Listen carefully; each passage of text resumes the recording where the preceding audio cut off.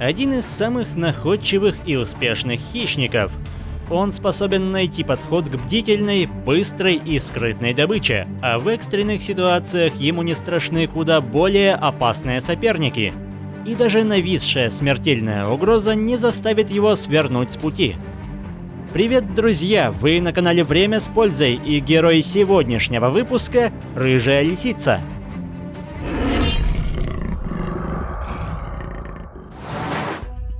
Обыкновенная или рыжая лисица – крупнейший представитель своего рода.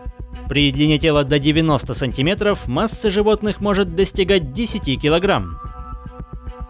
Пожалуй, это самый распространенный хищник в мире, по этому званию оставляющий позади даже серых волков. Лисы способны выживать в экстремальных условиях, чувствуя себя превосходно среди самых морозоустойчивых созданий, в чем заслуга не только теплого меха, но и удивительной находчивости и невероятных рефлексов, позволяющих успешно охотиться в любое время года.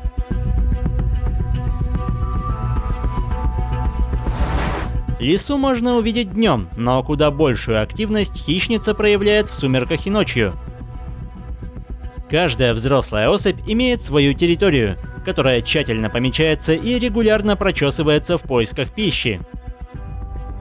У лисицы превосходно развиты все органы чувств, но наиболее важным при охоте становится слух, который наделяет способностью обнаруживать добычу даже под метровым слоем снега.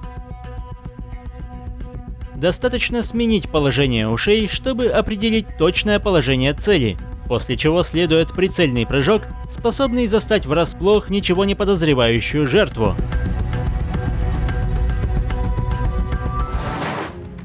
Список потенциальной добычи лисицы чрезвычайно широк, и помимо привычных грызунов, в ее рацион также входят птичьи яйца, насекомые и даже водоплавающие птицы, поймать которых большая удача. Однако самой желанной добычей любой лисицы являются зайцы и кролики. Конечно, поймать такую цель непросто. Невероятная скорость и моментальная смена направления поставят в тупик даже бывалого хищника. Однако молодые или ослабленные особи имеют все шансы испытать на себе остроту вражеских зубов. При этом особо массивные особи могут весить столько же, сколько охотник. Хотя даже небольшой кролик вряд ли уместится в желудке лисы целиком, поэтому остатки обеда старательно прячутся в укромном месте до голодных времен. Будучи одиночкой, лиса часто делает ставку на внезапность. Подкрадываясь к добыче, в некоторых ситуациях она может застать врасплох даже столь прыткую цель. Конечно, эти крольчата еще не понимают всю опасность ситуации, и со взрослым животным такой фокус срабатывает нечасто. Зимой добывать пищу заметно сложнее, поэтому замерзшая туша становится неплохой добычей. Обычно лиса избегает встреч с конкурентами, но в этой ситуации она не готова уступать свой обед даже превосходящей в силах рыси. Кошка вряд ли ожидала такой поворот событий, поэтому она отступает, но голод вновь толкает ее обратно. Кажется, на этот раз победа за рысью, но, чувствуя неуверенность соперника, лиса не собирается сдаваться. Четко обозначив свою позицию, она вынуждает противника покинуть источник пищи. Брачный период обычно начинается с середины зимы. Состязания самцов могут ограничиться громкими криками, но чаще стычки оборачиваются серьезными драками, которые даже могут стать фатальными.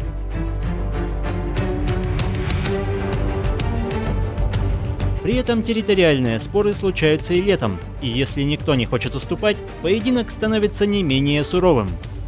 Битва без правил продолжается до тех пор, пока один из участников не признает полное поражение.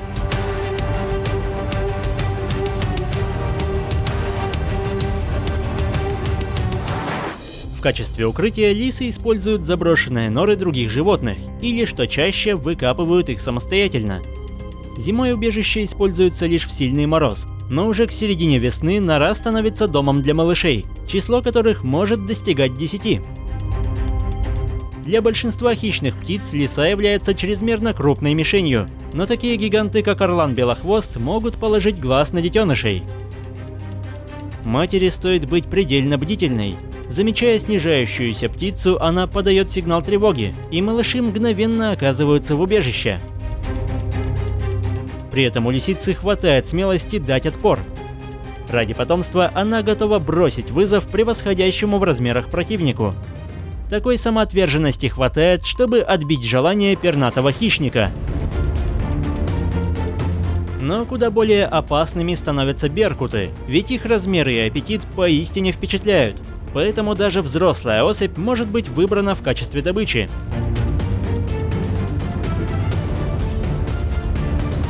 Если поблизости нет норы, то спасти лису может лишь чудо.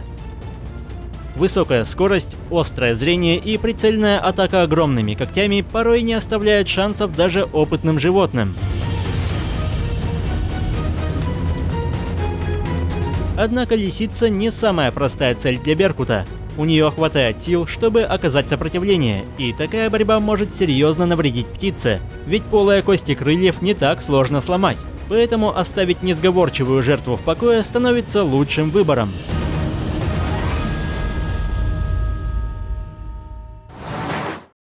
Подростки быстро перенимают навыки охоты, ведь совсем скоро им предстоит добывать пищу самостоятельно.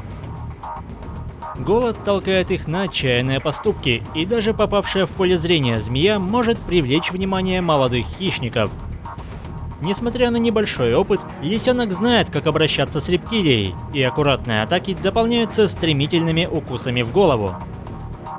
С ядовитой змеей такой трюк может не сработать, но в этой ситуации противник становится легкой добычей. Лисы часто селятся около населенных пунктов и даже заходят в города в поисках пищи.